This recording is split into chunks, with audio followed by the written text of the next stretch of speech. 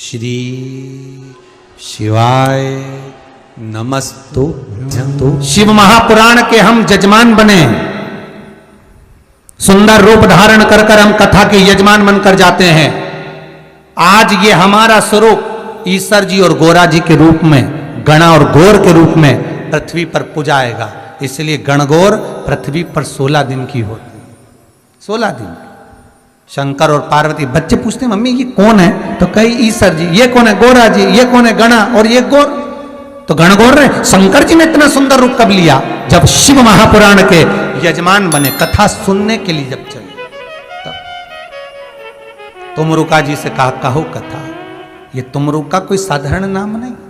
फिर निवेदन करूंगा, जिस नारी का गर्भ न ठेरता हो, 12-12 साल हो गए हो, 18 साल हो गए हो, 15 साल हो गए, 10 साल हो गए, अगर संतान नहीं है, बच्चे नहीं है, तो निवेदन करूंगा सफेद आंकड़े की जड़, सफेद आंकड़े की जड़ लेकर आपका एमसी परेड का जब 7वां दिन हो जाए, रजस्वला धर्म का जब 7वां दिन हो जाए, तो सफेद आंकड़े की जड़ को शंकर के शिवलिंग के ऊपर से 21 बार तुमरुका जी का नाम लेकर घुमाइए और उस सफेद आंकड़े की जड़ को लाल धागे में कमर पर बांध लो। 7वें दिन ही महाराज 3 महीने के अंदर नारी का गर्भ ठेर जाता है, संतान होता है।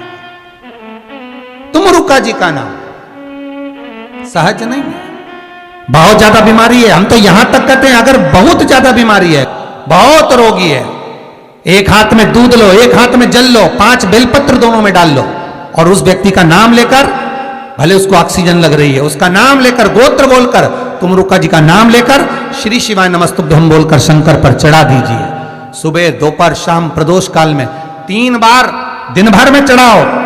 3 दिन के अंदर उसको अंतर आना चालू हो जाएगा। 3 दिन शिव कथा कह रही, भगवान शंकर का पावन चरित्र कह रहा है। ये शिव महापुराण कोई साधारण सी पुराण नहीं है।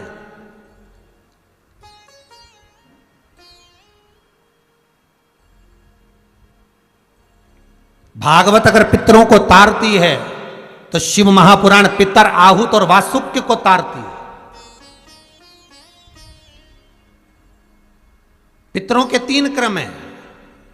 एक पितर जो पूर्ण अवस्था लेकर चले गए और अवस्था लेकर गए हैं, पर जिनके भीतर अभिलाषाएं बहुत थी, वो पितर बन गए। आहूत जो माता के गर्भ में आने के बाद कुंवारी अवस्था में मर गए, चाहे जन्म लेकर मरे हो, चाहे गर्भ के अंदर मरे हो, वो आहूत बन गए। और वासुक अर्थात बहुत कुछ करना चाहते थे, इस संसार में आकर बहुत कुछ करना चाहते थे, पर कोई गति ऐसी हुई, कोई एक्सीडेंट हो गया, कोई क्रम ऐसा हो गया, कोई बीमारी ऐसी लग गई कि मरना पड़ा, पर तड़प तड़प कर मरे, प्राण छूटे, पर बहुत दुख होकर, बहुत तकलीफ। तो वासुक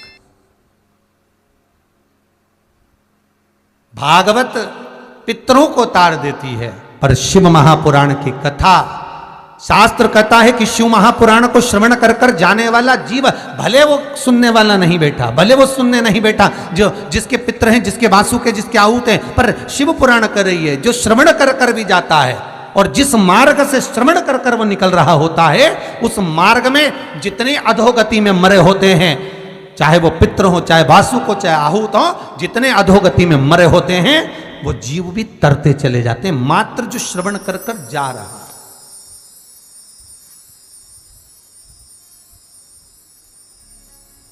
जो श्रवण कर कर निकल रहा है, उसको हजारों आसपास में ना जाने कितने कितने जीव है महाराज, हमें हमारी सूक्ष्म नेत्रों से दिखाई नहीं देता। अपन जहाँ बैठे हैं, चाहे कथा सुन रहे हो, चाहे हम कथा कर रहे हो, अपन जहाँ हैं आसपास में ना जाने कितने सूक्ष्म जीव हैं, आसपास में ना जाने करोड़ों करोड़ों जीव हमारे आसपास में भ्रमण कर रहे हैं,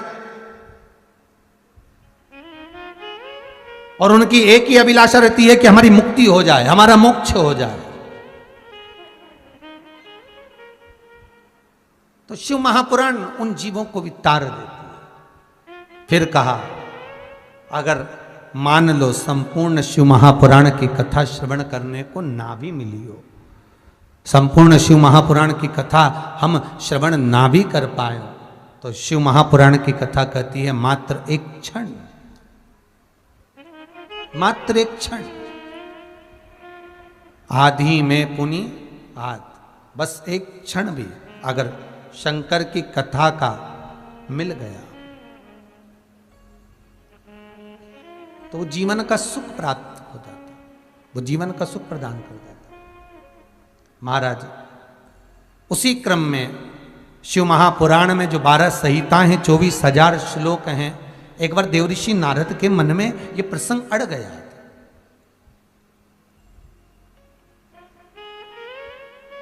और देवऋषि नारद के मन में ये प्रसंग अड़ा तो एक बार उन्होंने सनकादि ऋषियों से भी ये प्रश्न किया था, महाराज हमारे मन का एक संशय है। क्या संशय? कि मृत्यु लोक में मनुष्य जन्म लेता है तो उसके जन्म लेना और जन्म लेने के बाद उसका प्राण त्यागना ये किस क्रम में आता है? महाराज सनकादि बाबाओं ने उसको देवऋषि नारद को बहुत सुंदर समझाया। ए देवऋषि नारद, मृत्यु लोक में जो मनुष्य जन्म लेता है वो जन्म उसके पूर्व के किए हुए कर्म के अनुसार होता है, पूर्व में किए हुए कर्म के अनुसार। अगर आज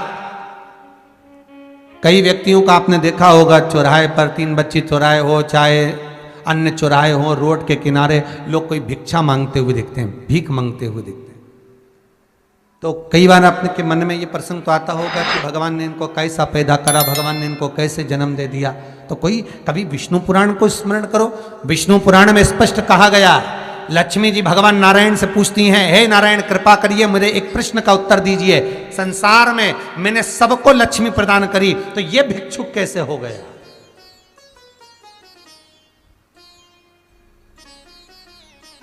इसकी वृत्ति में भिक्षा पात्र मैंने दिया ही नहीं है। लक्ष्मी जी कहती हैं जब मैं सबको धनपति बना दी, सबके पात्र में मैंने लक्ष्मी दी है, सबके भाग्य में मैंने लक्ष्मी दी है, तो ये भिखारी कैसे बन गया, ये भिक्षुक कैसे बन गया? भगवान नारायण कहते हैं, हे लक्ष्मी सुनो, एक ख्याति की पुत्री लक्ष्मी, बड़े ध्यान से सुनो, तुमने इनके भाग्य में लक्ष्मी तो दे दी पर इनकी जो भिक्षावृत्ति है ये इनके कर्म से मिली है। देखो लक्ष्मी सेठ को भी मिल रही है तो लक्ष्मी भिखारी को भी मिल रही है। मिल रही कि नहीं मिल रही? लक्ष्मी तो सभी के भाग्य में, पर ये मांग क्यों रहा है? ये पात्र लेकर ये जगत में डोल क्यों रहा है? किसी किसी के दरवाजे पर जाकर ये आवाज क्यों लगा रहा है कि भिक्षाम देही? किसी के दरवाजे पर आवाज क्यों लगा रहा है कि भैया 2 रुपया दे दो, 5 रुपया दे दो, 1 रुपया दे दो? क्यों क्यों? कारण क्या है? भगवान कहते हैं लक्ष्मी तूने तो सबके भाग्य में लक्ष्मी लिखी, तूने तो देने में कमी ना रखी। अगर कोई सेठ है तो उसके भाग्य में भी लक्ष्मी है और कोई भिखारी है तो उसके भाग्य में भी लक्ष्मी है, तूने देने में कमी नहीं रखी है। पर ये जो भिक्षा मांग रहा है, ये जो कटोरा हाथ में लेकर जगत के सामने फैला रहा है, ये इसके कर्म से फैला रहा है। तो कर्म से कैसे? भगवान बोले लक्ष्मी सुन, तूने तो बहुत दिया, लक्ष्मी इसके भाग्य में भी आई, पर बात इतनी सी है लक्ष्मी कि इसका जो पूर्व का किया हुआ कर्म है, पूर्व का किया हुआ कर्म है, कोई लेके आया तिजोरी में रखता गया, कोई लेकर आया अलमारी में रखता गया, अर्थात इसने न दान करा, न पुण्य करा, न सत्कर्म करा, न किसी गरीबड़े को भोजन कराया, न एक गिलास पानी पिलाया। बस कारण वही रहा, लक्ष्मी तो इसके भाग्य में रही पर इसके हाथ में कटोरा आ गया कि भिक्षुक के रूप में, भिखारी के रूप में तू जगत में डोलता फिरे, जगत में घूमता फिरे। ये जितने भिखारी नजर आते हैं ये कोई साधारण नहीं है, पूर्व समय के करोड़पति हैं। बस अंतर इतना है, भगवान विष्णु ने बनाना था इनको वापिस करोड़पति, तो जो आगे का का था कबूतर वाला, तो वो करोड़पति का का इनका निकाल लिया इनके बुरे कर्म के अनुसार, तो वो क्या हो गया? करोड़पति की जगह रोड़पति। बस वही कर्म का भोग है भोग। शिव पुराण कह रही है, भगवान शंकर की कथा कर रही है, 24,000 श्लोकों का यह आनंद सुख कर रहा है कि भगवान शंकर का जो पावन चरित्र कर रहा है कि शिव के अनुकूल, शंकर को भजने के लिए, पाने के लिए कुछ देना नहीं है, शंकर को पाने के लिए केवल चित्त वृत्ति को निर्मल रखना। शास्त्र कहा एक सुंदर महत्तम आया, देवराज नाम का एक ब्राह्मण था, और वह देवराज, हे ब्राह्मण,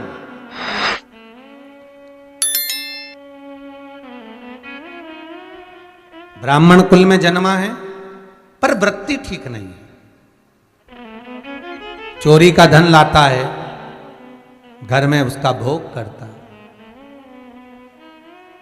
देखो भाई, शिव महापुराण में एक बात विद्येश्वर संहिता में बड़ी अच्छी लिखी है कि अगर अच्छा धन घर में आता है तो घर में जब अच्छा संपदा आती है, अच्छा धन आता है तो घर में अच्छा काम करा जाता है। देखो वही बात को फिर से लो तो कह सकते हैं कि जिसको मनुष्य चुनता है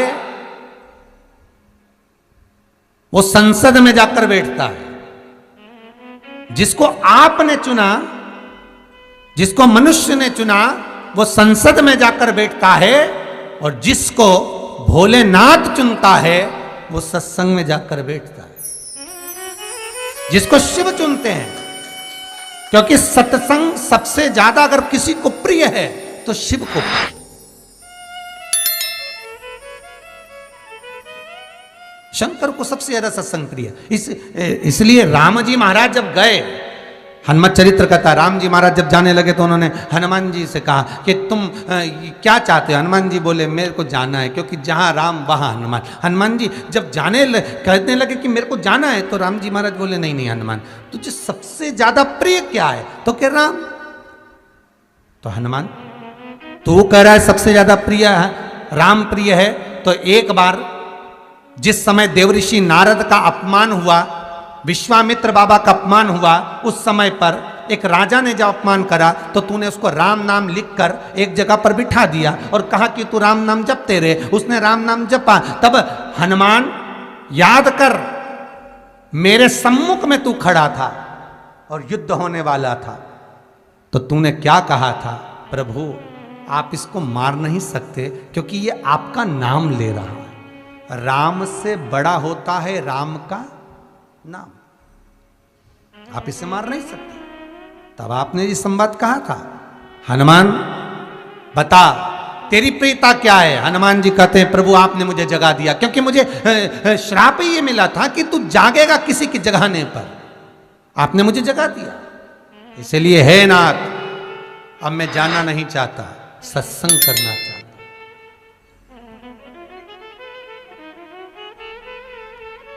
श्री राम जी का चरित्र है, अब मैं सत्संग करूंगा, भजन करूंगा, नाम जाप करूंगा।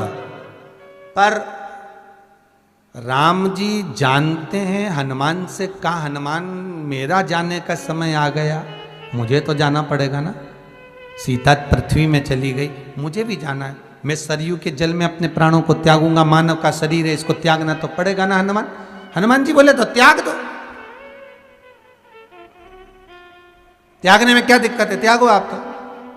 पर दिक्कत एक बहुत बड़ी है। तो राम जी ने जैसी कहा दिक्कत बहुत बड़ी है, तो हनुमान जी पूछे ऐसी कौन सी दिक्कत है? हनुमान जी के शब्द सुने तो राम जी बोले, जब जिस समय पर तुम सूर्य को निगल गए थे, इंद्र को क्रोध आया था और इंद्र ने तुम पर वज्र का जब प्रहार करा था, जब वज्र का प्रहार इंद्र ने करा तब तुम्हारा नाम हनुमान हुआ, तब सारे देवी देवताओं ने तुम्हें वर प्रदान करा, उस जगह पर यमराज भी खड़ा था, तो यमराज ने तुम्हें वर दिया था कि जहां हनुमान होगा वहां यमराज नहीं होगा। अब दिक्कत यह है कि मुझे प्राण त्यागना है और तू मुझे 1 मिनट के लिए नहीं छोड़े, तो यमराज आएगा कैसे? दिक्कत वहां अड़ी पड़ी है।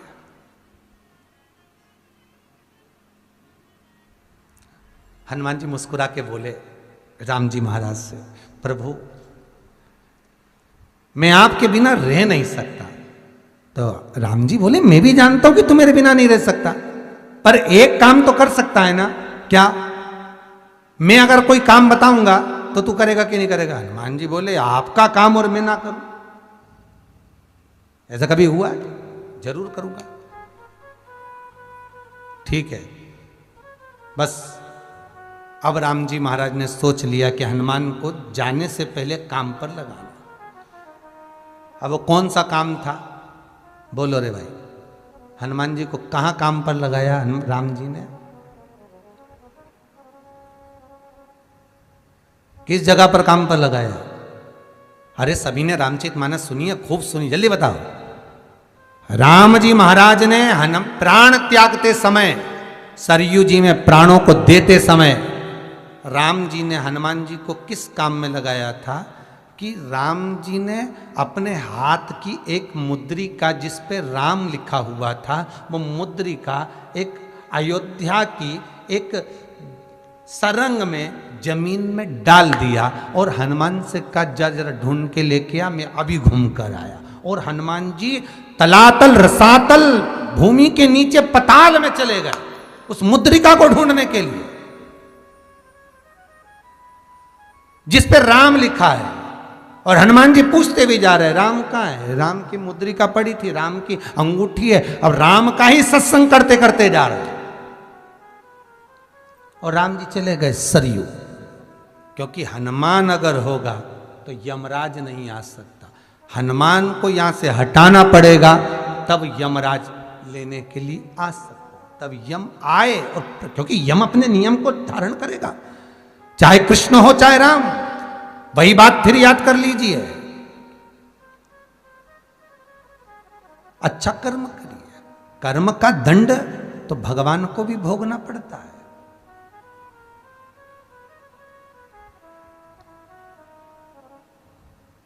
मत बुरे कर्म कर बंदे वरना पछताएगा, भगवान की आंखों से तू बच नहीं पाएगा, तू बच नहीं पाएगा, भोगना तो पड़ेगा। फिर वही बात है, भगवान से नहीं डरना, मत डरो। माता पिता से नहीं डरना, मत डरो। घर के बड़ों से नहीं डरना, मत डरो। घर के बुजुर्गों से नहीं डरना, मत डरो। वेद और पुराण से नहीं डरना, मत डरो। धर्म और शास्त्रों से नहीं डरना, मत डरो। तुम किसी गुरुजन से नहीं डरना, मत डरो। किसी तीर्थ से नहीं डरना, मत डरो। तुम घर के बुजुर्गों से नहीं डरना, मत डरो। पर अपने कर्म से जरूर डरना, क्योंकि कर्म का भोग तो परमात्मा को भी भोगना पड़ता है। ये राम अवतार, ये कृष्ण अवतार, ये जितने अवतार हैं, माता जानकी को भी कैद में पड़ना पड़ा, माता चिड़िया को कैद में रखा था। भगवान कृष्ण के चरण में बाण लगा, केवल राम अवतार में उन्होंने छुप कर मारा तो बाली। कर्म का दंड भोगना। मत बुरे कर्म कर बंदे वरना पछताएगा, भगवान की आंखों से तू बच नहीं पाएगा।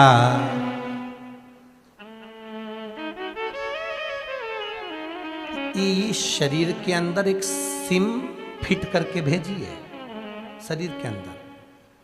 तुम जहां जाते हो भगवान को सब मालूम है क्या कर रहा है, कितनी रोटी खाई, कितनी गाली दी। जरा देखो तो सही, बस शिशुपाल गाली बका तो कन्हैया जी को कैसे मालूम पड़ा कि 99 हो गई?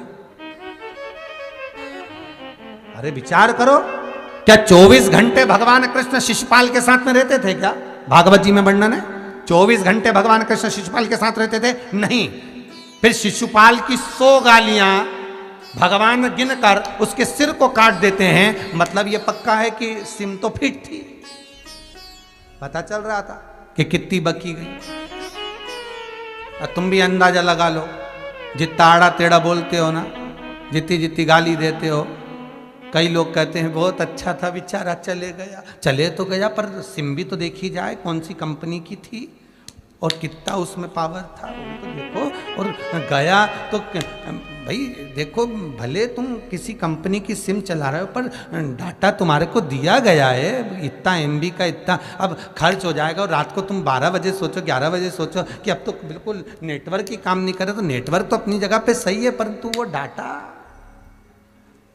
खत्म हो, वो भी तो देखो रे।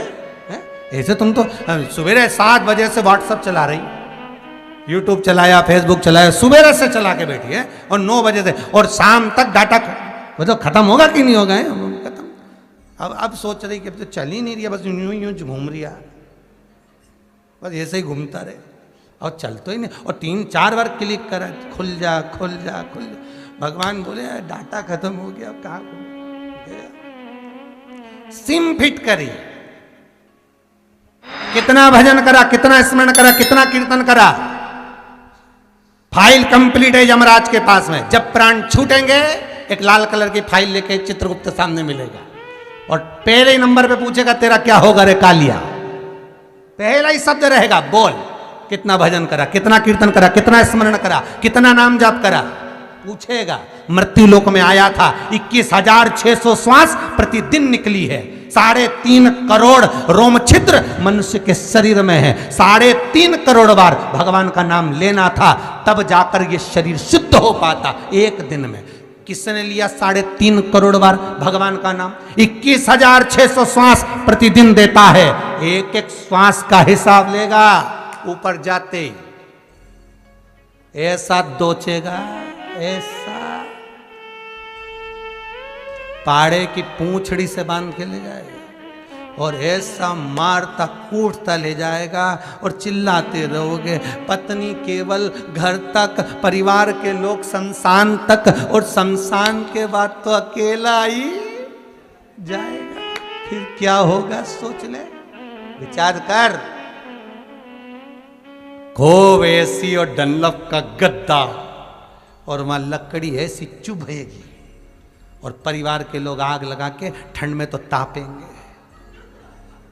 ठंड में मुर्दा जले तो भी आफत है, वैसे समय मुर्दा जले तो लोग दूर बैठते हैं, ठंड में जले तो वहीं बैठते हैं, और बार बार कहते देखो जरा सिर पका कि नहीं पका, खोपड़िया फोड़ना रह गई, जरा देखो जरा। फिर कौन देखेगा? इसलिए अभी भी कुछ नहीं बिगड़ा। निवेदन है, भगवान का भजन करते चलो, स्मरण करते चलो, सिम को चार्ज करते चलो। रात को 11 बजे जब कम चले और ऐसा ऐसा घूमता रहे तो बस चार्ज कर लो तुरंत। क्या करना है? 50 का बैलेंस डलवा लो, अर्थात 108 बार भगवान शंकर का नाम ले, सिम फिर चार्ज। बस भगवत भजन में, स्मरण में, चित्तवृत्ति में, नाम जाप में जो सुख है, सत्संग में जो आनंद है, वो सुख कहीं नहीं मिल सकता। बस वो परमात्मा को समर्पित करते हुए। देवराज ब्राह्मण होकर कर्म से वंचित, कर्म से वंचित हो गया देवराज, ब्राह्मण होकर, और भगवत भजन में ना डूबा। चोरी का धन लाता और भोग करता, कितने दिन भोग करेगा? कई लोगों को कहीं सोने की चेन मिल गई पड़ी हुई, किसी ने खींच ली, कोई किसी का पैसा खा गया, कोई किसी का धन खा गया, किसी ने किसी का मोबाइल छुपा लिया, किसी ने किसी का बैग चुरा लिया। कितने दिन तक सुख भोगोगे वो मोबाइल का?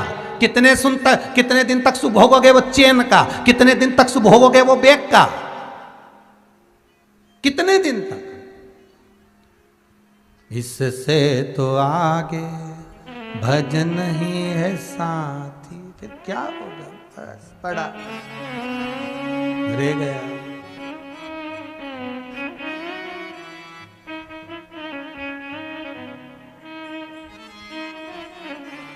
कितना पड़ा हुआ किसी का धन मिल जाए,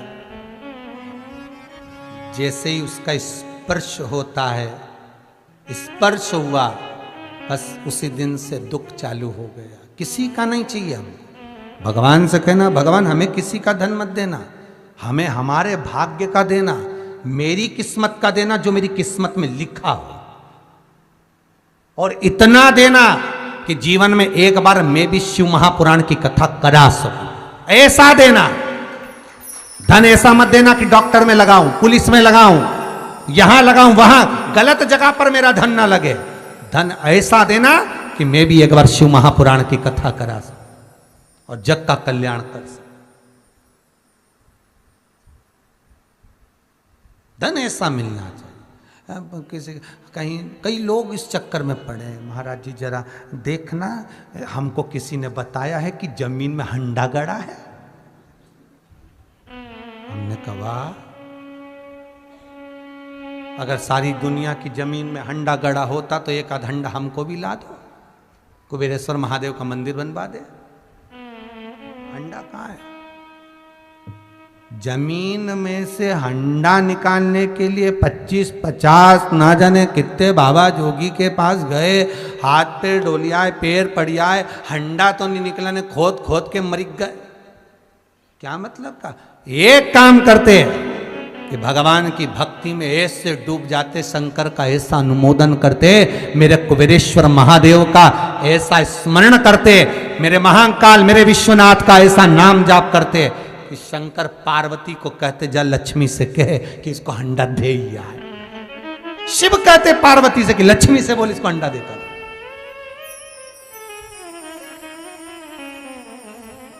वो काम का है।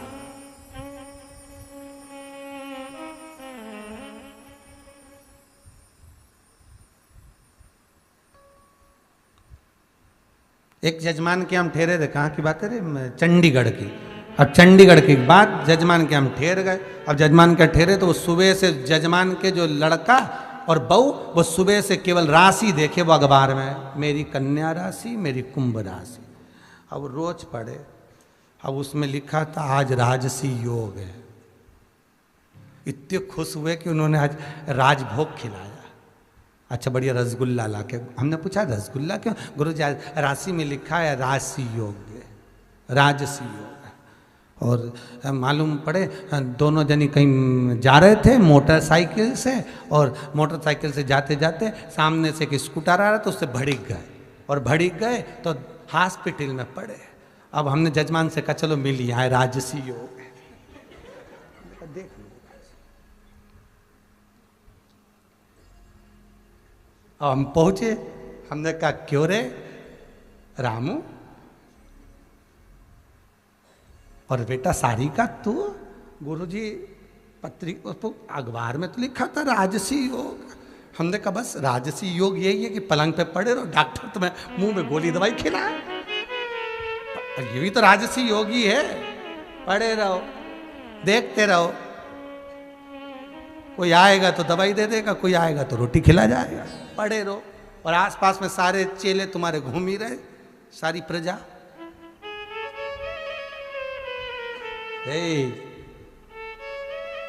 महाराज अखबार में रोज पढ़ने से भाग्य नहीं बदलेगा। भगवान का भजन कर कर, नाम स्मरण कर कर। हम तो ये भी कहते हैं कि तुम मंदिर नहीं जा सकते, तुम मत जाओ। तुम घंटों तक दिया लगाकर नहीं बैठ सकते, मत बैठो। तुम तीर्थ नहीं जा सकते, मत जाओ। पर निवेदन है किसी का दिल मत दुखाओ, किसी के चेहरे पर प्रसन्नता ला दो। मंदिर में दिया लगाने के बराबर होगा।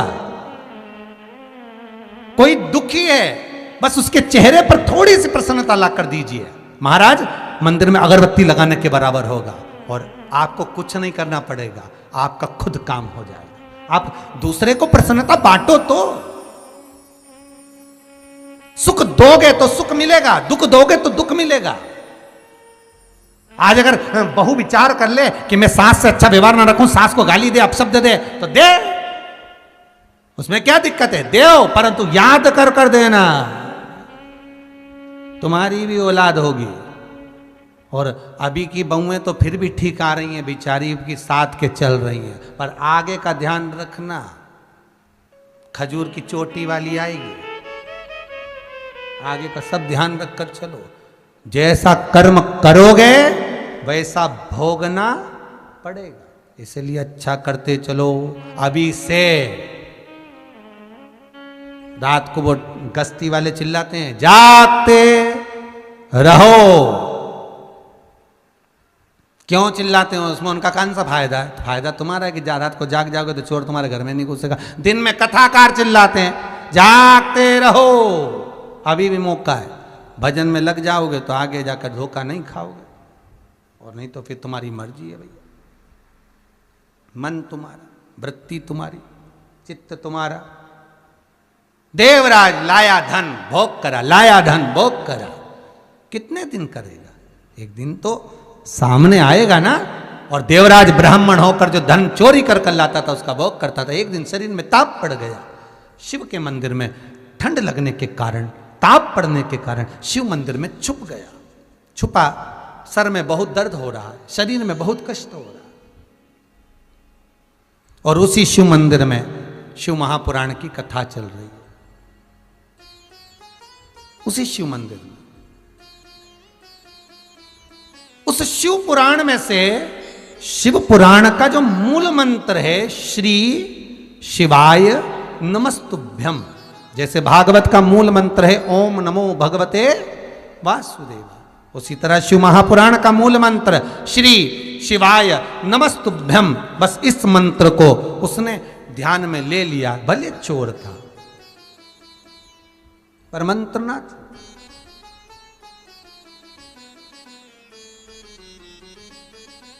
शरीर में तपन हो रही है, सिर दर्द बहुत है।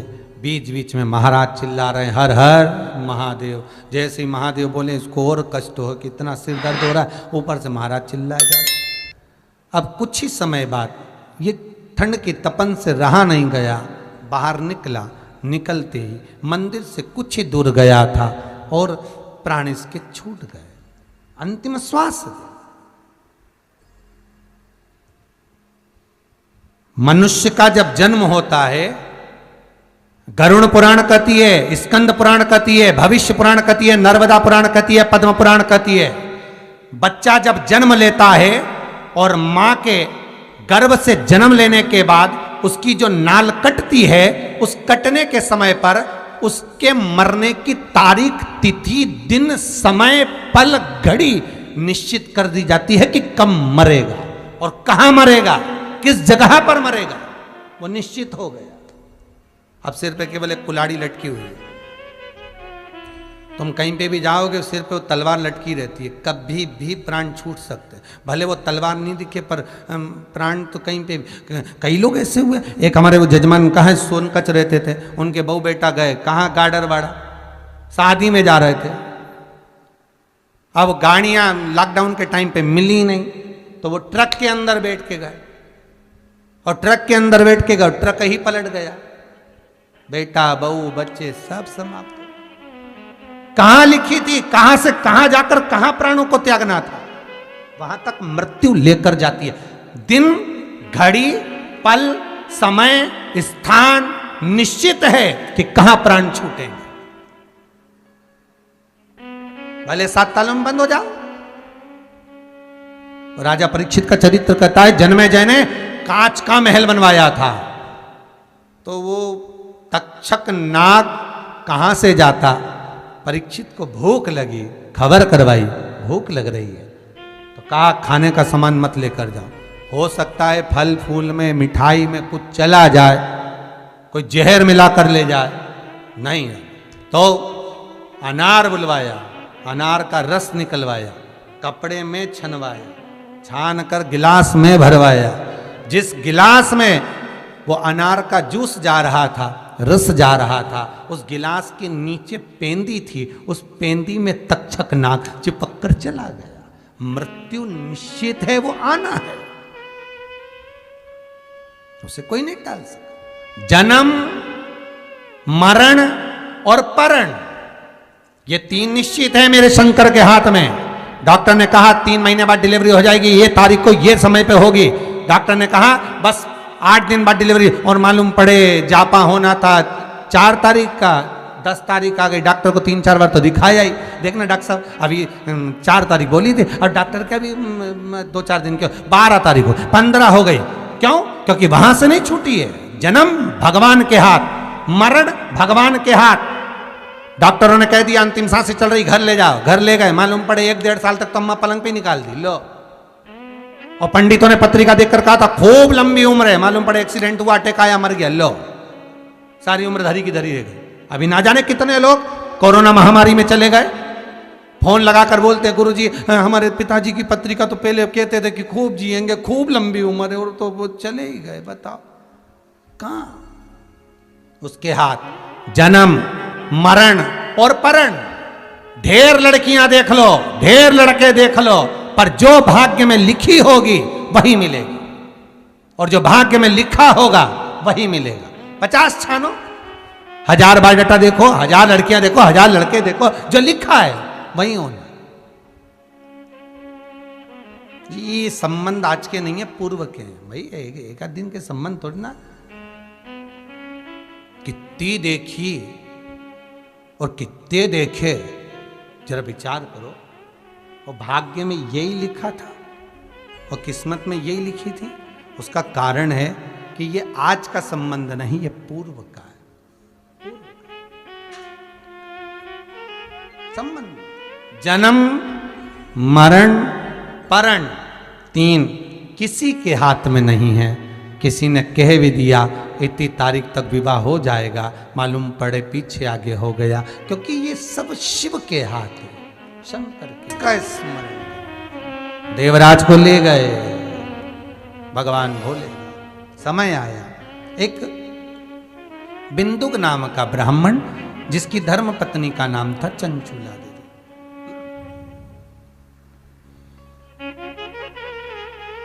ये भी चोरी करता था, धन लेकर आया। आज जिस दीवार पर से कूद रहा था, इसको नहीं मालूम था कि नीचे पानी भरा हुआ है, कोई बावड़ी है, कोई कुआं है। कूद गए और जैसे ही बावड़ी और कुएं में गिरा, प्राण छूट गए। शिव महापुराण की कथा कहती है 3 तरह से मरे हुए व्यक्ति को स्वर्ग नहीं है, 3 तरह से मरे हुए व्यक्ति का मोक्ष नहीं है, 3 तरह से मरे हुए व्यक्ति को मुक्ति नहीं मिलती। पहला, पानी में डूबकर मरा हुआ। दूसरा, सर्प के डसे से मरा हुआ। तीसरा, स्त्री के हाथ से मरा हुआ। इन 3 से मरे हुए व्यक्ति को मोक्ष नहीं है, मुक्ति नहीं है। अगर कोई पानी में डूबकर मरा है, उसने मुक्ति नहीं पाई। कोई सर्प के डसे से मर गया, मुक्त नहीं हो पाए। और कोई स्त्री के हाथ से मर गया, मोक्ष नहीं मिला। यह प्रसंग श्रीमद् भागवत में भी आता है। ब्रह्मा जी के पास में जाकर देवर्षि नारद ने प्रश्न किया था, प्रभु ये बताइए कि शास्त्र कहता है कि 3 तरह से मरे हुए व्यक्ति को मुक्ति नहीं है, तो फिर परीक्षित को सर्प ने डसा था तो उसको मोक्ष कैसे मिल गया? तो कहा उसने एकाग्र चित्त से श्रीमद् भागवत कथा सुनी थी, इसलिए मुक्ति मिल गई।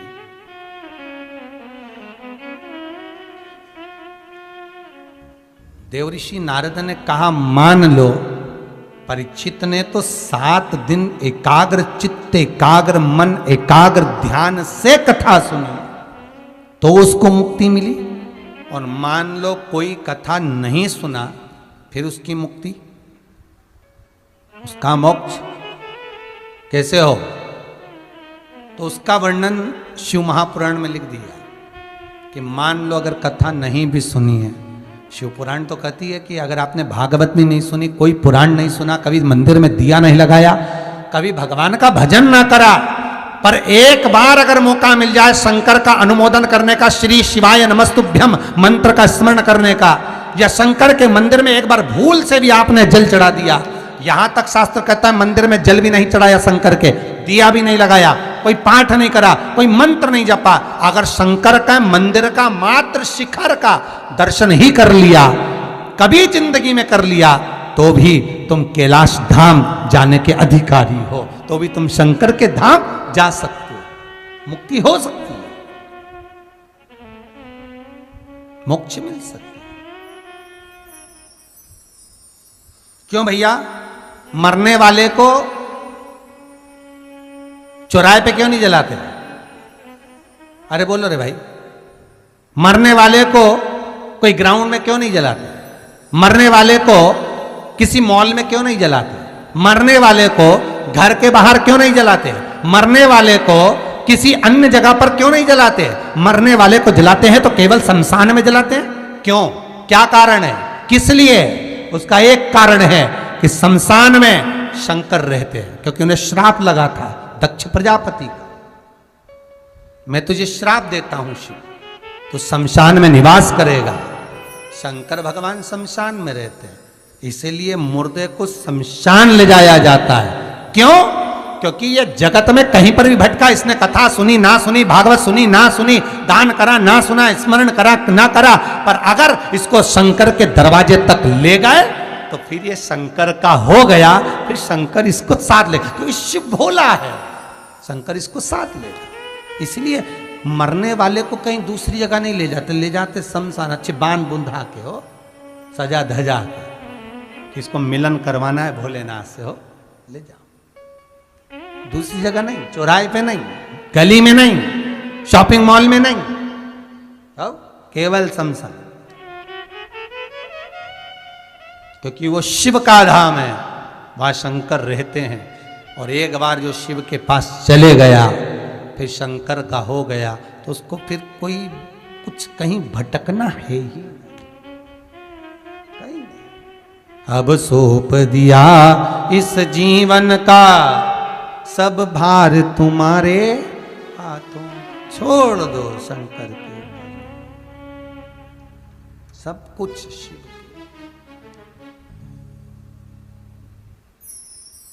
बिंदु प्राणों को त्याग दिया, धर्मपत्नी चंचुला देवी ने सारा क्रम करवा दिया, अंतिम संस्कार हुआ, सारे गांव के लोग तीर्थ करने जा रहे हैं, चंचुला भी चली। हमारी दृष्टि में तो एक ही तीर्थ नजर आवे, काशी गई होगी चंचुला, ये भाव आ रहा। गांव के लोग सारे के सारे काशी जा रहे थे, सूचना मिल गई चंचुला को, सब गांव के लोग काशी जा रहे हैं। हाँ, पर चंचुला ने तो कभी काशी का दर्शन ही नहीं करा था, चंचुला की वृत्ति में कभी काशी विश्वनाथ आए ही नहीं। जब व्यक्ति के पास में धन आता है, व्यापार चलता है, दौलत आती है, संपदा आती है, गाड़ी बंगला बढ़ता है, शोहरत बढ़ती है, तो उसके भीतर भगवान नहीं बढ़ता, अहंकार बढ़ता। आप लोगों ने सुना होगा, जितने लोग नियम के श्रोता हैं तो उन्होंने कथा सुनी होगी, आपके पास आपकी जो चीज है वो भगवान को देना, वो शंकर को देना। तो क्या दें हम अपनी चीज? तो कोई कि हमारे पास में हमारा पैसा है, तो भगवान के पैसा तू कहां से लाया था? मां के गर्भ से जब पैदा हुआ था तो नग्न ही तो आया था, तुम्हारा अपना कुछ दीजिए। तो किसी ने कहा कपड़ा दे दो भगवान को, भगवान का कपड़ा भी तेरा नहीं, वो तो दूसरे ने दिया। मकान दे दो, मकान दूसरे का, जमीन दूसरे की, जायदाद दूसरे की। तो कहा क्या दें?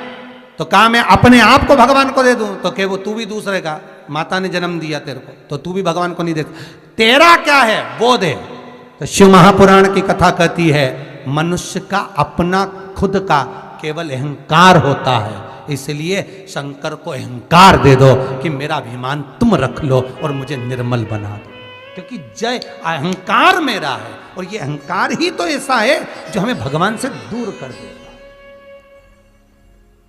अभिमान किसी दूसरे का नहीं है, अभिमान तुम्हारा है।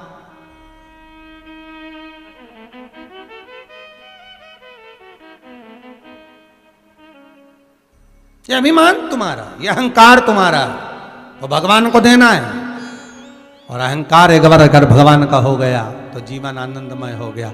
बस चंचुला देवी ने विनती करी गांव के लोगों से, मुझे भी काशी जाना है। चली काशी, काशी गई। काशी अभी मुक्त नगरी है, काशी मोक्ष नगरी है। भारत की भूमि के सबसे ज्यादा मुर्दे अगर कहीं जलते हैं तो वो काशी में जलते हैं। अभी मुक्तता है काशी, मोक्ष नगरी है काशी। पहले भी वर्णन किया, आज फिर वर्णन कर रहे हैं। सारी दुनिया में पाप करोगे, किसी तीर्थ में जाकर, वृंदावन, मथुरा, गोकुल, बरसाना, नंदगांव, आदि जितने तीर्थ हैं, अयोध्या, काशी, सब दूर जाकर तुम धो सकते हो। पर तीर्थ में जो तुमने पाप किया, तीर्थ में जाकर तुमने जो पाप कर्म करा, वो 4 धाम में जाकर धो सकते हो, द्वारका, जगन्नाथ, बद्रीनाथ और रामेश्वर। पर 4 धाम में जो तुमने पाप करा वो कहीं नहीं धुलते, वो केवल एक ही जगह धुलते हैं, वो काशी की धरा पर धुलते हैं। काशी नगरी अभी मुक्त नगरी है। दुनिया में कहीं पाप अगर धुलता है तो काशी की धरा पर धुलता है, क्योंकि वो शिव का घर है। बच्चा कीचड़ में गिरता है, नाली में गिरता है, पड़ोसी उसको साफ नहीं कर सकता, साफ उसके मम्मी पापा ही करेंगे। भले उसने गंदगी करी हो, भले वो गंदा हो गया, कोई नहीं करेगा, भले घर में चाचा रे, चाची रे, काकी रे, ताई रे, सब रे, परंतु कोई साफ नहीं करे। करे तो उसकी माई करे, करे तो उसका पिता ही करे। उसी तरह काशी भगवान का घर है और हम उसकी औलाद हैं। अगर हमने पाप भी किया है तो माता पिता के घर जाकर ही धुल सकता है, दूसरी जगह नहीं। माता पिता के पास में ही धुलेगा, उससे कोई दूसरा नहीं धो सकता। इसलिए कभी मौका लगे तो जैसे चंचुला देवी गई, ऐसे कभी मौका मिले तो काशी जाओ, अभिमुक्त नगरी का थोड़ा सा आनंद पाओ। पहुंच गई काशी में, सब दूर घूमते घूमते गंगा के घाट पर गई चंचुला देवी। गंगा का स्नान करती और गंगा से विनती करती, माँ मैं बहुत पापी हूं। पति को चोरी करने का बोलती थी, वो चोरी कर कर लाते थे, मैं उसका भोग करती थी, पर कभी मैंने सत्कर्म नहीं करा माँ। हे गंगा मैया, पर आज इस धरा पर आई हूं, यहां से जाना नहीं चाहती। अगर जाऊं तो केवल शिव के धाम जाऊं, ऐसी कृपा कर दो। वहीं पर कहीं पीपल के वृक्ष के नीचे शिव महापुराण की कथा चल रही थी, जो चंचुला देवी खड़े होकर सुन ली, मात्र 2 क्षण। और गंगा नहाई, चली, घाट से ऊपर गई, थोड़ी दूर ही बड़ी थी, चक्कर खा के नीचे गिर गई। चंचुला के प्राण छूट गए। चंचुला देवी के प्राण छूटे तो भगवान शिव ने ले जाकर इसको पार्वती जी की सहेली बना दिया, पार्वती जी की सखी। पार्वती जी की सेवा में लग गई चंचुला देवी। जब माता पार्वती की सेवा में लगी चंचुला, बहुत मौन रहती, उदास रहती, चुप रहती, मुख से कुछ ना कहती। पार्वती जी ने पूछा, ए चंचुला, तू चुप क्यों रहती है? तू मौन क्यों है? बोल जरा। चंचुला कहती है, क्या बोलूं देवी, मेरा पति प्रेत योनि में पड़ा हुआ है, क्योंकि वो पानी में डूब कर मरा है, उसकी मुक्ति नहीं हुई, मोक्ष नहीं मिला उसे। बहुत चोरी करता था, धन ला कर देता था, मैं उसका भोग करती थी,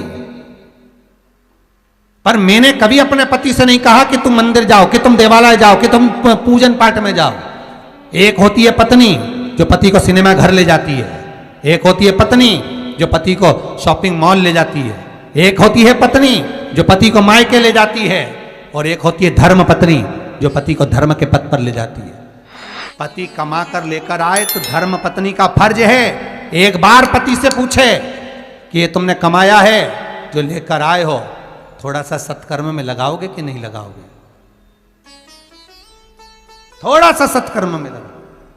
खूब जोड़ा जोड़ा जोड़ा, आखिरी में छोड़ा, फिर इतना बड़ा फोटो टंग गया, वो भी स्माइल देता हुआ,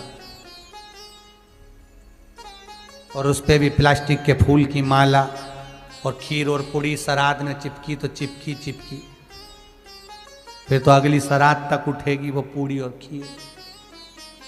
हंसो मती, अपने भी चिपकेंगे, अपन कहां से आए, फोटो तो अपने भी टंगने, करना था चिपक।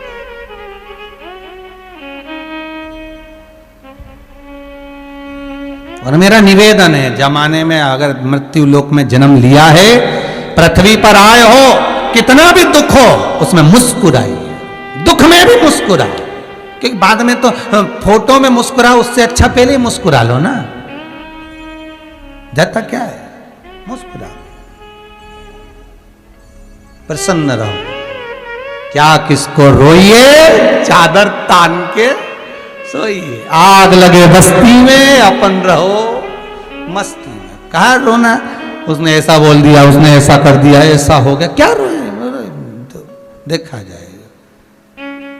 छोड़ दो भोलेनाथ, छोड़ दो शिव शंकर, फिर सोचना नहीं।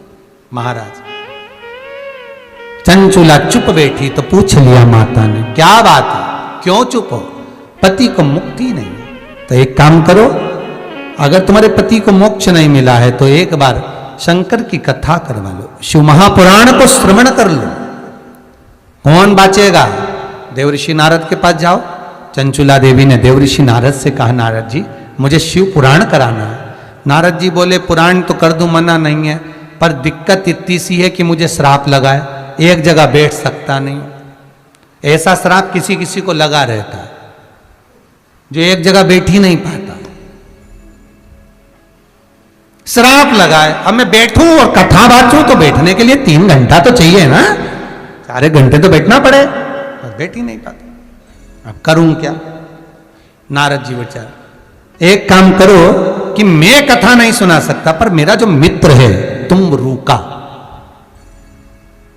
सभी लोग इस नाम को एक बार प्रेम से बोलो, तुम्बरुका, तुम्बरुका, मेरा जो मित्र है तुम्बरुका, ये कथा कह सकता। ये नारद जी के मित्र हैं।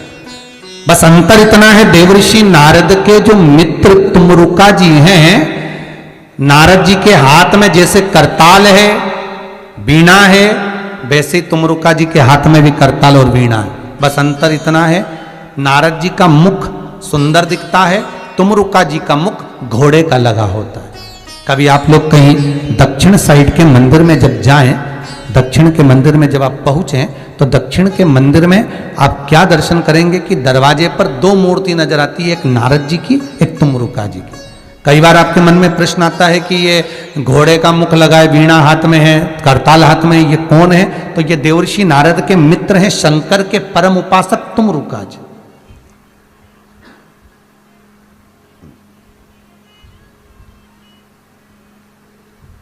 लॉकडाउन में एक तुम्बरुका शिव महापुराण की कथा भी बाची थी। अगर आप लोग नहीं सुन पाए हो तो उसको सुनना, तुम्बरुका जी का उसमें पूरा चरित्र कहा गया। कभी मौका लगे तो अच्छे से देखो, उसको चैनल पे पड़ी होगी, उसको निकाल कर सुनना। तुम्बरुका शिव महापुराण, जैसे ये हनुमत चरित्र शिव महापुराण है, वो तुम्बरुका चरित्र था।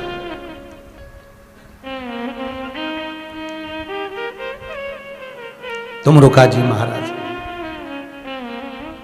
गई चंचूला, चंचूला देवी ने जाकर विनती करी, हे तुम्बरुका जी हमें कथा करवाना है। तुम्बरुका जी बोले बिल्कुल करें, क्या दिक्कत, कराओ। पर दिक्कत इतनी सी है तुम्बरुका जी, तुरंत बोले तुम्बरुका जी, दिक्कत इतनी सी है कि देवी मैं कथा तो बांच दूंगा, पर कथा का यजमान जो बने वो कोई जोड़े से तो बैठे, और तुम तो बेदव्य हो, कैसे बैठोगी? चंचूला देवी की आंख में आंसू भर गए, अब कथा कैसे हो? चंचूला जी वापिस जागे और कैलाश पर जाकर मौन होकर बैठ गई। फिर पार्वती जी ने पूछा, तू चुप होकर क्यों बैठी है? भाई होता है, माँ तो माँ होती है, पार्वती मैया तो घर में बहू एकदम चुप चुप रहे, मुंह से कुछ बोले ही नहीं, ऐसी गुमशुदा तलाश के अंदर की तरह। तो बेचारी सास भी 25 बार पूछे, हुआ क्या बेटा, मुंह से तो बोल, मुंह से तो बोल, वो बोले ही नहीं। अब बोल तो सही, अरे जगदम्बा कुछ तो बोल, अब आवाज ही नहीं निकले तो क्या कर?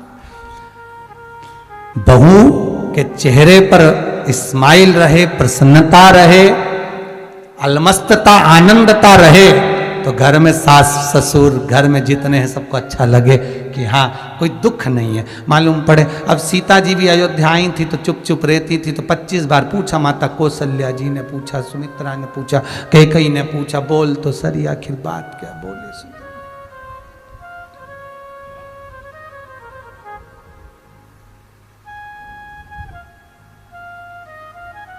उसी में का हाल हो जाए, कई कई बहुवन बेचारी बोले ही नहीं, तो उससे सास ने पूछा, बोलो तो कुछ तो बोलो, तो बहू बोले अब हम बोलते हैं, क्योंकि हमसे कोई बोला ही नहीं कि बोलो, तो अब बोल सकते हैं, तो बोले। अब देवी मां जगतजननी जगदम्बा पूछ रही है, तो फिर चुप होकर बैठ गई। हुआ क्या कि कथा सुनाने वाला तो मिल गया, फिर पर जजमान नहीं मिला। जजमान तो थी तो सरी, परंतु मैं तो बेदब, अब कथा कैसे सुनूं? तो कथा तो सुन लूंगी, पर करूं क्या? तुम्बरुका जी बोले, तेरा अखंड सौभाग्य मैं कर सकता हूं शिव महापुराण से, तो चिंता ना कर, पर कोई जोड़े से कथा सुन ले। अब जोड़ा कहां से लाऊं? तो पार्वती जी बोले, उसमें दुख की बात क्या है? तो चिंता मत कर, शंकर जी की आराधना कर। और तुम्बरुका जी के कहने पर चंचूला देवी शिव की आराधना में लगी, और शंकर भगवान प्रकट होकर बोले, बोल क्या बात है चंचूला? चंचूला कहती है, प्रभु मुझे शिव पुराण कराना है, पर जजमान नहीं है, तो इसमें क्या टेंशन लेना, क्या चिंता करना, चिंता मत कर। पार्वती को बुलाया, पार्वती जा, तू तैयार हो, मैं भी तैयार होता हूं। शंकर और पार्वती श्रृंगार करने के लिए गए, श्रृंगार कर, और दोनों जब श्रृंगार कर कर आए, 16 दिन शिव और पार्वती को सजने में लग गए। दूल्हा दुल्हन जैसा श्रृंगार कर कर शंकर पार्वती जैसे ही सामने आए, वैसे ही देवऋषि नारद देखकर बोले, वाह प्रभु वाह, क्या स्वरूप है आपका, धन्य है भगवान, इस स्वरूप को तो आप मृत्यु लोक में रखिए। शंकर और पार्वती ने कहा, ए देवऋषि नारद, शिव महापुराण के हम जजमान बने, सुंदर रूप धारण कर कर हम कथा के यजमान बनकर जाते हैं। आज ये हमारा स्वरूप ईश्वर जी और गोरा जी के रूप में, गणा और गौर के रूप में पृथ्वी पर पूजाएगा। इसलिए गणगौर पृथ्वी पर 16 दिन की होती है, 16 दिन। शंकर और पार्वती, बच्चे पूछते मम्मी ये कौन है, तो कही ईश्वर जी, ये कौन है गोरा जी, ये कौन है गणा, और ये गौर, तो गणगौर रहे। शंकर जी ने इतना सुंदर रूप कब लिया, जब शिव महापुराण के यजमान बने, कथा सुनने के लिए जब चले तब। तुमरुका जी से कहा, कहो कथा। ये तुमरुका कोई साधारण नाम नहीं।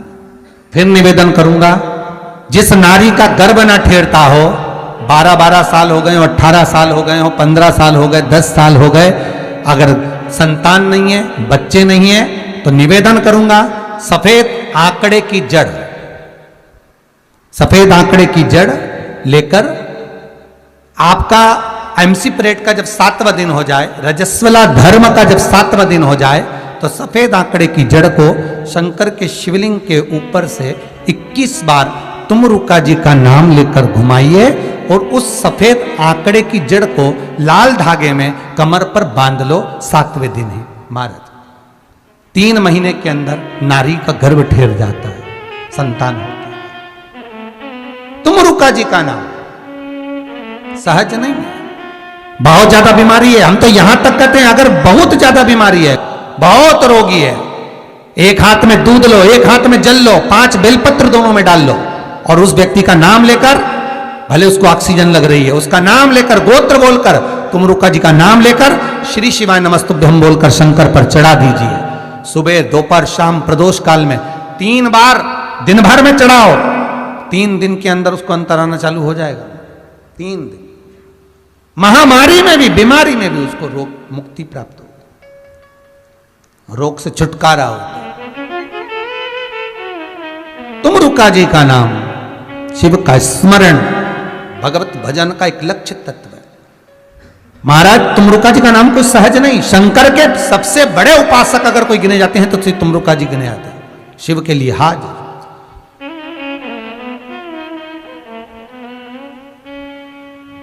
शिव का स्मरण, बहुत बीमारियों में भी शंकर का तुमरुका नाम का स्मरण। हाँ, एक बार तुमरुका श्री हनुमान जी का मिलन भी हुआ है, उसका भी व्याख्यान वर्णन कल की कथा में अपन करेंगे, उसका भी वर्णन करेंगे।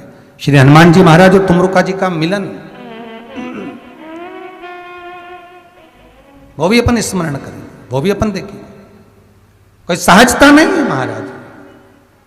और ध्यान रखिए, अगर कोई अदालत में केस चल रहा है, बहुत बड़ी समस्या में आप पड़ गए, बहुत बड़ा टेंशन बिल्कुल आकर खड़ा हो गया है, तो चंदन, एक लाल चंदन बाजार में मिलता है, पूजन वालों के यहाँ पूछना, लाल चंदन आता है। वो लाल चंदन को घिस कर उसमें थोड़ा सा तिल्ली का तेल डालकर महाराज हाथ में चंदन को लेकर शिवलिंग पर लगाएं, और बड़ के पेड़ के नीचे, बड़ के जड़ में जाकर बटकेश्वर महादेव का नाम लेकर उस चंदन को लगाएं। उसी चंदन का हाथ किसी रुमाल पर लगा लीजिए, और उस रुमाल को जेब में रखकर, कोई बहुत ज़्यादा दिक्कत और परेशानी है उस स्थान पर उसको लेकर बैठ जाइए, मन को भी शांति होगी, कार्य भी सफल होगा और सफलता प्राप्त होगी। बस तुमरुका जी का नाम का उसमें स्मरण करना है, कोई सहज नाम नहीं है। फिर निवेदन करूंगा, नारी अगर बच्चे को जन्म देती है और बच्चा 4 महीना 6 महीने तक गर्भ में रहता है, उसके बाद अबॉर्शन हो जाता है, तो एक नारियल पर, श्रीफल पर स्त्री के हाइट की मोली, मोली मतलब नाड़ा जो हाथ में बांधते हैं, लच्छा, उसको नाप लीजिए, और तुमरुका जी का नाम लेकर उस नारियल पर लपेटकर अपना नाम और गोत्र बोलकर शंकर जी के शिवलिंग के पास में जो जलाधारी होती है चारों तरफ, शिवलिंग के पास में वहां रख दीजिए। शिव के शिवलिंग का स्पर्श करिए, एक बेलपत्र उठाकर मंदिर की चौखट पर खा लो, तुमरुका जी का नाम लेकर। महाराज, होने वाला जो बच्चा है वो पूर्ण होगा, बीच में अवर्षण नहीं होगा, बच्चा समाप्त नहीं होगा महाराज, और स्वस्थ उत्पन्न होगा। ये तुमरुका जी का नाम जीवन में सुख की अनुभूति कराने वाला है, आनंद की अनुभूति कराने, सहज नहीं है। शंकर का अनुमोदन, शिव का स्मरण, स्वयं शंकर और पार्वती भगवान आनंद के साथ में चलते हैं और शिव महापुराण की कथा को श्रवण करने के लिए पहुंचते हैं। शंकर भगवान की कथा सुनने के लिए जब पहुंचे, आनंद में विराजमान हुए और कथा तुमरुका जी प्रारंभ करते हैं। चंचुला देवी भाव से श्रवण करती है। अखंड सौभाग्य को पाने के लिए माता चंचुला देवी इस पावन कथा को सुनना चाहती है, पावन चरित्र को सुनना चाहती है। और काल उसका क्या बिगाड़े, जो भक्त हो महाकाल का, जो शंकर की उपासना करता है, जो शिव की आराधना करता है, वो दुख कैसे पा सकता? आया, मान लो कर्म के दंड के अनुसार दुख आ भी गया तो बाबा उसको हर लेगा, धीरे धीरे हरता है। भगवान कोई तुम सोचो कि बिल्कुल तुम आज के जमाने के लोगों को तो एकदम चमत्कार चाहिए कि हमको तकलीफ ही न तुरंत मिट जाए, तो भगवान कहता है मैं भगवान हूं। और भगवान का मतलब होता है तेरे भवन के अंतर्गत गमन करने वाला, रहने वाला, तेरे भीतर, तेरे अंदर, तेरी चित्तवृत्ति में, तेरे मन के अंदर। मैं मंदिर में नहीं रहता, मैं देवालय में नहीं रहता, मैं तेरे चित्तवृत्ति में, तेरे भीतर, तेरे मन में निवास करता हूं। और जिस दिन तेरे भीतर विश्वास प्रकट हो जाता है, भगवान कहते हैं उस दिन मैं बाहर निकल जाता हूं, अपने आप तेरे सामने आ जाता हूं, तेरे दुख को काटने के लिए, तेरी तकलीफ को, तेरे कष्ट को मिटाने के लिए भगवान स्वतः प्रकट हो गए।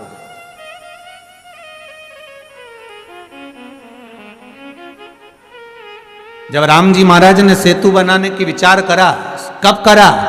जब राम जी महाराज पूर्ण तरह से, मेरे रामचंद्र भगवान समुद्र से विनती कर लिए, हनुमान जी से बोल लिए, सबको कह दिए, सारी तरह से जब श्री राम जी महाराज देख लिए कि अब ये काम नहीं हो सकता, तब मेरे राम जी ने विचार कर लिया अब कोई राह दिखा सकता है तो वो शंकर दिखा सकता है। तो लंका में चढ़ाई करने से पहले, सेतु बांधने से पहले भगवान शंकर की स्थापना कर दी, शिवलिंग की प्राण प्रतिष्ठा कर दी, शंकर के शिवलिंग को विराजमान कर कर पूजन कर दी कि हे भोलेनाथ, अब मार्ग कोई नहीं बता सकता, आप बता सकते, अब आप प्रकट होइए। और जब इस मन से, इस चित्त से, इस वृत्ति से विश्वास जब प्रकट होता है तो वो एक बिंदु के रूप में प्रकट होता है। वो सामने मेरा शिव आ गया और सामने जब भगवान शंकर आए और शिव जी ने कह दिया आपने सेतु बांधना तैयारी करो, आप चिंता ना करो, बांधो अब सेतु। तो महाराज विश्वास हमें प्रबल करना है, हमारा भरोसा, हमें दृढ़ता, हमें प्रखर करना। आज के जमाने में लोग बहुत जल्दी डिग जाते हैं, बहुत जल्दी डोल जाते हैं। तुरंत थोड़ा सा दुख आया, तकलीफ आई, कष्ट आया, यहां चले गए, वहां चले गए, पहले इनसे कह दिया, उनसे काम नहीं बना, उनसे कह दिया, उनसे काम नहीं बना, उनसे कह दिया, उनसे काम नहीं बना, उनसे कह दिया। सारे जगत में जब डोल लिए, सारे जगत में जब विनती कर ली, सारे जगत में जब घूम कर आ गए, तब अंत में तब भगवान के पास आकर बैठे। और निवेदन यह है, शिव महापुराण ये कहती है, 24,000 श्लोकों की श्रृंखला ये कहती है, 12 संहिताओं का ये सुख कहता है कि सबसे पहले अपने मन की बात अपन भगवान को जाकर कह दें, अपने इष्ट देव। और हम ये भी नहीं कहते कि तुम शंकर जी से कहो, आपकी जिससे अच्छी पटे उसे पटा लो। राम से पटे तो राम जी को पटा लो, भगवान कृष्ण से पटे तो भगवान कृष्ण को पटा लो, देवी जी से अच्छी बने तो माता जगदम्बा को पटा लो, अगर शंकर से अच्छी बने तो भगवान शिव को बना लो। तुम्हारी जिससे अच्छी बने उसको बनाओ, उससे जाकर विनती करो, उससे जाकर निवेदन करो, वो सुनेगा, वो पाएगा। फिर वही बात है महाराज, बहुत ध्यान से सुनना, अगर घर में धन होगा तो चोरों की नजर, चोरों की दृष्टि अवश्य होगी, और सुंदरता होगी तो लुच्चों की दृष्टि अवश्य होगी। और यदि शंकर की भक्ति होगी तो भोलेनाथ की दृष्टि जरूर होगी, ये पक्का है।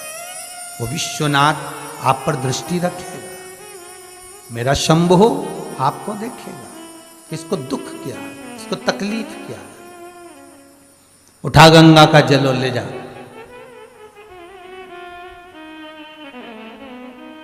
उठा गंगा का जल।